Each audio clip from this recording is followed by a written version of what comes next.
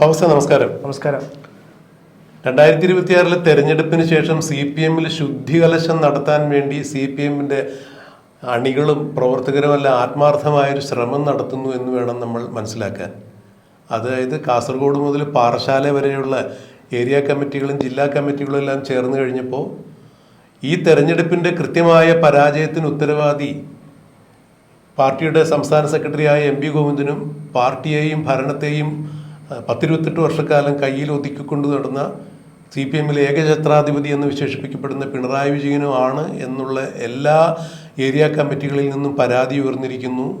മുഖ്യമന്ത്രി ആയിരുന്ന പിണറായി വിജയൻ പാർട്ടിയെ നശിപ്പിച്ചു. അതുകൊണ്ട് പ്രതിപക്ഷ സ്ഥാനം എന്നല്ല, MLA സ്ഥാനം പോലും പിണറായി വിജയൻ രാജിവെക്കണമെന്ന് പാറശാല ഏരിയ കമ്മിറ്റിയിൽ നിന്നും പിണറായി വിജയനെതിരെ അതിരൂക്ഷമായ വിമർശനം ഉണ്ടായിക്കൊണ്ടിരിക്കുന്നു. ഇതിനിടയിൽ തന്നെയാണ് കോടിയേരി ബാലകൃഷ്ണൻ എന്ന പാർട്ടിയുടെ ചിരിക്കുന്ന മുഖമായിരുന്ന, പാർട്ടിയുടെ സമുന്നത നേതാവായിരുന്ന, മുൻ ആഭ്യന്തര വകുപ്പ് മന്ത്രിയായിരുന്ന, പാർട്ടിയുടെ സംസ്ഥാന സെക്രട്ടറി ആയിരുന്ന ആ കോടിയേരി ബാലകൃഷ്ണൻ മകൻ്റെ കേസിനെ തുടർന്ന് പാർട്ടിയിൽ നിന്നും സംസ്ഥാന നേതൃത്വത്തിൽ നിന്നും പാർട്ടിയുടെ സംസ്ഥാന സെക്രട്ടറി എന്ന പദം രാജിവെച്ച് മാറി നിൽക്കേണ്ടി വന്നപ്പോൾ ആ സ്ഥാനത്തേക്ക് അവരോധിതനായ ആളായിരുന്നു വിജയരാഘവൻ. അപ്പോൾ വിജയരാഘവനെതിരെ ഇപ്പോൾ മലപ്പുറത്ത് ഒരു ഫ്ലക്സ് ഉയർന്നിരിക്കുന്നു. അതായത് രാജ്യത്തും അല്ലെങ്കിൽ കേരളത്തിലും തീവ്രവാദ പ്രവർത്തനങ്ങൾക്ക് ആക്കം കൂട്ടുന്നു എന്ന് പറയപ്പെടുന്ന SDPI ഒരുമിച്ച് ഈ വിജയരാഘവൻ ചില പന്തിഭോജനമൊക്കെ നടത്തുകയുണ്ടായി. ആ പന്തിഭോജനവും അതുപോലെ തന്നെ തീവ്രവാദ സ്വഭാവത്തോടു കൂടിയുള്ള ചില സംഘടനകളുമായി കൂട്ടുചേർന്നതും കമ്മ്യൂണിസ്റ്റ് സിദ്ധാന്തങ്ങൾക്ക് നിരക്കാത്തതായ രീതിയിൽ ഉള്ള പ്രവർത്തനങ്ങളും ഒക്കെ തന്നെയാണ് ഈ പാർട്ടിയെ ഇന്ന് കാണുന്ന അപജയത്തിലേക്ക് എത്തിച്ചത്. അതുകൊണ്ട് പിണറായി വിജയൻ്റെയും MP ഗോവിന്ദൻ്റെയും ശ്രേണിയിലേക്ക് മറ്റൊരു നേതാവിനെ കൂടി അവർ ഉയർത്തി കാണിക്കുന്നു.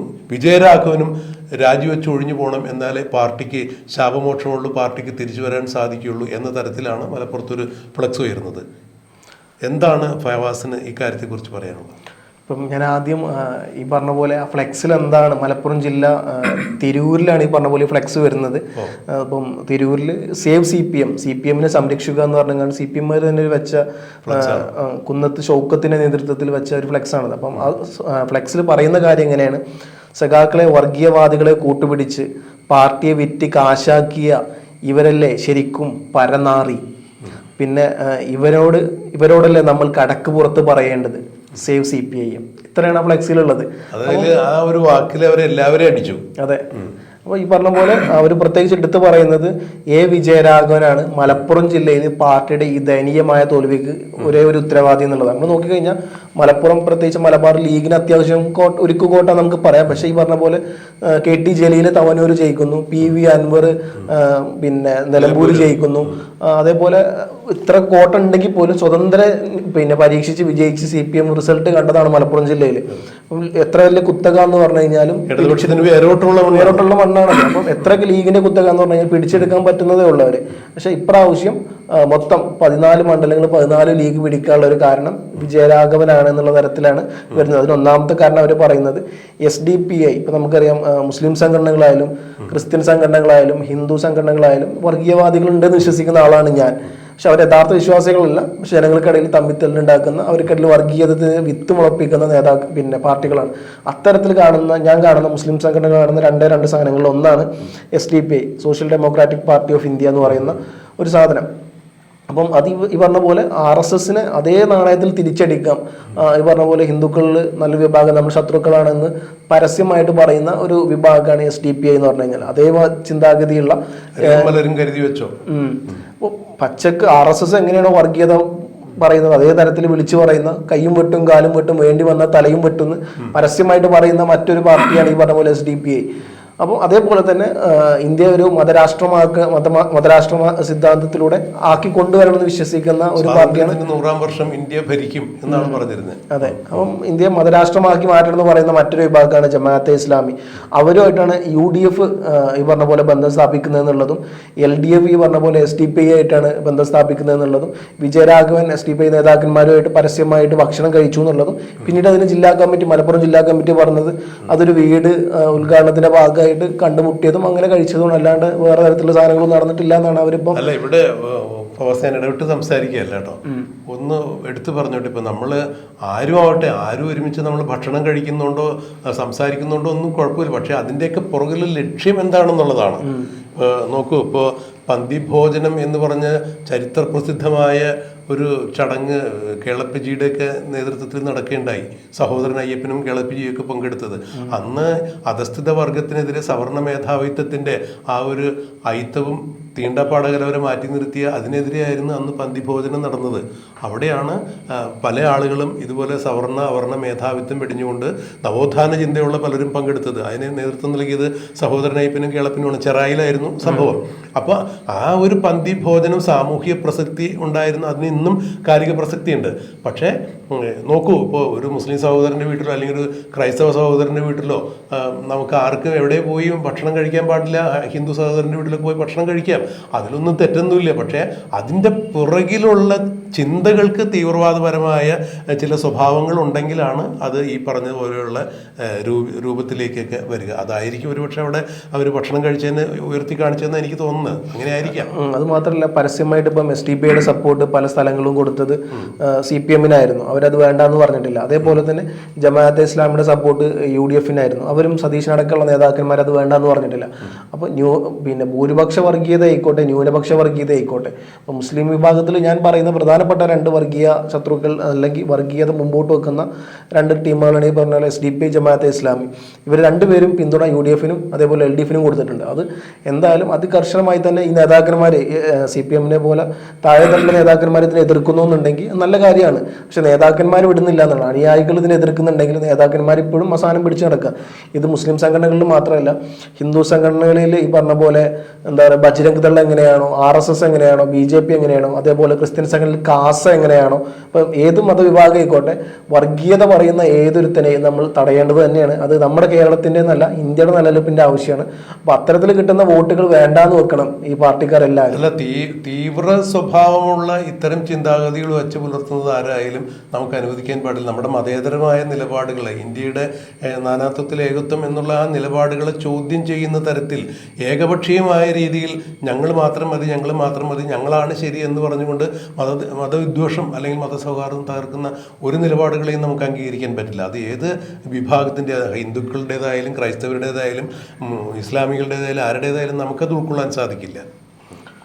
അപ്പോൾ നമ്മൾ ഇങ്ങനെ ഇത്തരത്തിലോട്ട് നോക്കുമ്പോൾ CPM-ന്റെ ഇപ്രാവശ്യത്തെ എനിക്ക് തോന്നുന്നു ഇത് മാത്രമല്ല, 2019 ലോക്സഭാ തെരഞ്ഞെടുപ്പിൽ കുഞ്ഞാലിക്കുട്ടി മത്സരിച്ചായിരുന്നു. അന്ന് ഈ പറഞ്ഞ പോലെ കോൺഗ്രസ് ഭരണത്തിൽ വരും, രാഹുൽ ഗാന്ധി പ്രധാനമന്ത്രിയാകുന്നുള്ള വലിയ തരത്തിൽ ചർച്ച നടക്കുന്നു. കേരളത്തിൽ 20-ൽ 19 സീറ്റ് കോൺഗ്രസിന് കിട്ടുന്നു. അപ്പം അന്ന് കുഞ്ഞാലിക്കുട്ടി അന്ന് MLA ആയിരുന്നു, വേങ്ങര MLA ആയിരുന്നു. MLA സ്ഥാനം രാജിവെക്കുന്നു. ഇതേപോലെ ലോക്സഭയിലോട്ട് മത്സരിക്കുന്നു, വലിയ ഭൂരിപക്ഷത്തിൽ ജയിക്കുന്നു. അന്ന് ഈ പറഞ്ഞ പോലെ രാത്രി SDPI നേതാക്കന്മാരായിട്ടുള്ള കൂടിക്കാഴ്ച, പത്രമാധ്യമങ്ങൾ കൈയ്യോടുക്കനെ പിടിക്കുന്നു. രാത്രിയിലെ ഇലക്ഷന് 3 ദിവസം 4 ദിവസം ആ ഇലക്ഷനിൽ ഒരു ന്യൂനപക്ഷ കൺസൾട്ടേഷൻ കൃത്യമായി ഇവിടെ നടന്നിട്ടുണ്ട്. അപ്പോൾ ഈ പറഞ്ഞ പോലെ SDPI നേതാക്കന്മാരായിട്ട് രാത്രി കൂടിക്കാഴ്ച നടത്തുന്നു. അത് കൈയ്യോടുക്കനെ മാധ്യമങ്ങൾ പിടിക്കുന്നു. അപ്പോൾ അവർ പറഞ്ഞത് അത് സൗഹാർദ്ദപരമായ കൂടിക്കാഴ്ചയാണ്, എൻ്റെ കൂട്ടുകാരനാണ്, അതിനപ്പുറത്തോട്ടൊന്നുമില്ല എന്നുള്ളതാണ്.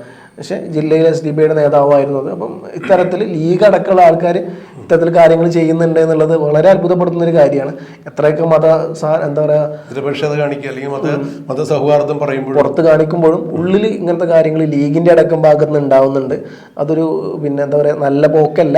ഭാവിയിൽ ഇത്തരത്തിൽ ഇവരൊക്കെ കഴിഞ്ഞു കഴിഞ്ഞാൽ ഒന്നുകൂടി ഞാനൊന്ന് ഇടപെടുകയാണ്. ഇപ്പോൾ നമ്മുടെ ബാബറി മസ്ജിദൊക്കെ തകർക്കപ്പെട്ട സന്ദർഭത്തിൽ ലീഗൊക്കെ എടുത്ത നിലപാട് തന്നെയാണ് കേരളത്തിൽ ഈ മതേതര നിലപാടുകൾ തകരാതെ, അല്ല എന്നുണ്ടെങ്കിൽ കൂടുതൽ വർഗീയ വിദ്വേഷമില്ലാതെ മുന്നോട്ട് പോകാൻ ഒരു ഇട ഉണ്ടാക്കിയത്. അവരുടെയൊക്കെ നിലപാട് ശക്തമായിരുന്നു എന്ന് എടുത്തു പറയാതിരിക്കാൻ പറ്റില്ല.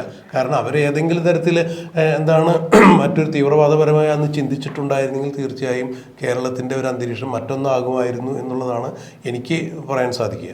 എന്താ പറയുക, ലീഗിനെ ഞാൻ ഒരിക്കലും പറഞ്ഞ പോലെ വർഗീയ പാർട്ടിയായിട്ട് ഞാൻ പരിഗണിക്കുന്നില്ല. ലീഗ് പറഞ്ഞ പോലെ മതനിരപേക്ഷ ഐഡിയോളജി മുമ്പോട്ട് വെക്കുന്ന ഒരു പാർട്ടി തന്നെയാണ്. പക്ഷെ അന്ന് ബാബരി മസ്ജിദ് പൊളിച്ചോപ്പ് ഉണ്ടായത് പറഞ്ഞ പോലെ ശിഹാബ് തങ്ങൾ എന്ന് പറഞ്ഞൊരു നേതാവ് ഉണ്ടായിരുന്നു, ലീഗിന്റെ അമരക്കാരൻ, പാണക്കാട് മുഹമ്മദ് അലി ശിഹാബ് തങ്ങൾ, അദ്ദേഹത്തിന്റെ സഹോദരൻ ഹൈദർ അലി ശിഹാബ് തങ്ങൾ, അങ്ങനെ അബ്ബാസ് അലി, മുനവ്വർ അലി, അങ്ങനെ പാണക്കാട് കുടുംബം. അതിൽ അന്ന് മുഹമ്മദ് അലി ശിഹാബ് തങ്ങളായിരുന്നു ലീഗിന്റെ സമുദ്രനായ നേതാവ്. അദ്ദേഹം പറഞ്ഞൊരു കാര്യം, അന്ന് ഈ പറഞ്ഞ പോലെ ഒരു ജീപ്പിൽ മുസ്ലിം അനൗൺസ്മെന്റ് കയറി വരുന്നു, നമ്മുടെ പള്ളി പൊളിക്കപ്പെട്ടു, ഇനി ഒരു അമ്പലങ്ങൾ പോലും നിൽക്കാൻ പാടില്ല എന്നുള്ള തരത്തിൽ വരുന്നു. ആ സമയത്ത് മുഹമ്മദ് അലി ശിഹാബ് തങ്ങൾ ഇടപെടുന്നു. അദ്ദേഹം എന്താ പറയുക, പുറത്ത് പരസ്യമായി പറയുന്നു, ഒരു അമ്പലത്തിന്റെ മേൽ പോലും ഒരു ചരൽക്കല്ല്, അതൊരു കല്ല് പോലും വീഴാൻ പാടില്ല, അതിന് ലീഗുകാർ ഉത്തരവാദിയാണ്, നമ്മൾ എല്ലാ അമ്പലത്തിലും കാവൽ നിൽക്കണം, ഒരു അമ്പലം പോലും ഇവിടെ നശിപ്പിക്കപ്പെടാൻ പാടില്ല എന്ന് പറയുന്നു.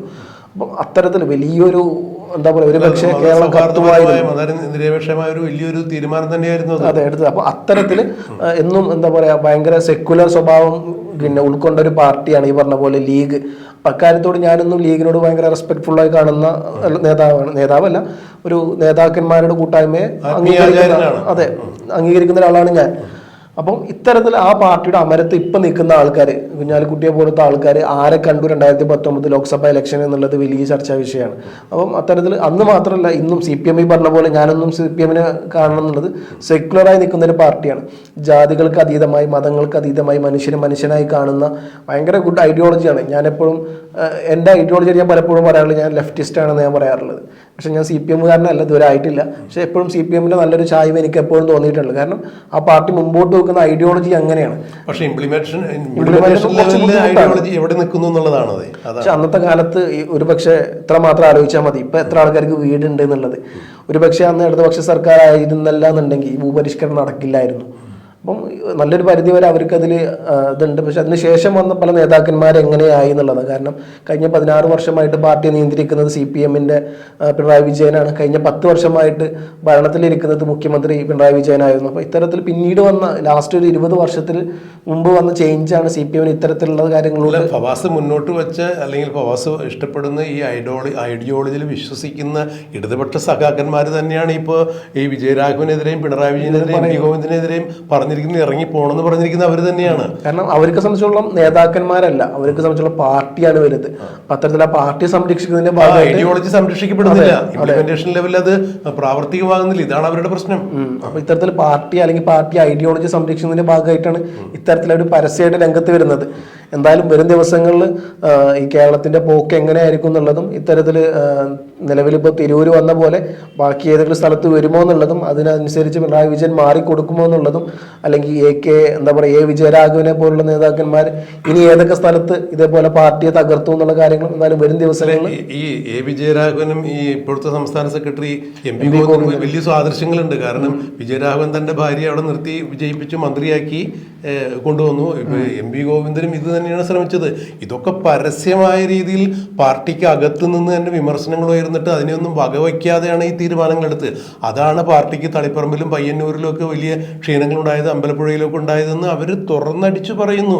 പാർട്ടിയെ കേൾക്കാൻ നേതാക്കന്മാർ തയ്യാറാവുന്നില്ല, പാർട്ടി കമ്മ്യൂണിസത്തെ ഇവർ വിസ്മരിക്കുന്നു എന്ന് പറയുമ്പോൾ ഇത് നമ്മൾ ഉൾപ്പെടെയുള്ള മാധ്യമങ്ങളല്ല ചൂണ്ടിക്കാണിക്കുന്നത്. മാധ്യമങ്ങൾക്ക് ഇവിടെ രണ്ടാമത്തെ പങ്കുള്ള, ആദ്യത്തെ പങ്ക് യഥാർത്ഥ കമ്മ്യൂണിസ്റ്റ് വിശ്വാസികൾ തന്നെ ഈ കമ്മ്യൂണിസ്റ്റ് നേതാക്കൾക്കെതിരെ രംഗത്ത് വന്നിരിക്കുന്നു എന്നുള്ളതാണ് ഏറ്റവും ഭീകരമായ ഗൗരവതരമായ കാര്യം. അത് അവർ പരിശോധിച്ച് കൃത്യമായ രീതിയിൽ ഉചിതമായ നടപടികൾ എടുത്തില്ല എന്നുണ്ടെങ്കിൽ തീർച്ചയായും ഫ്ലക്സ് അല്ല ഇനി ഉയരാൻ പോകുക, വലിയ വലിയ കലാപങ്ങളായിരിക്കും എന്നാണ് എനിക്ക് തോന്നുക.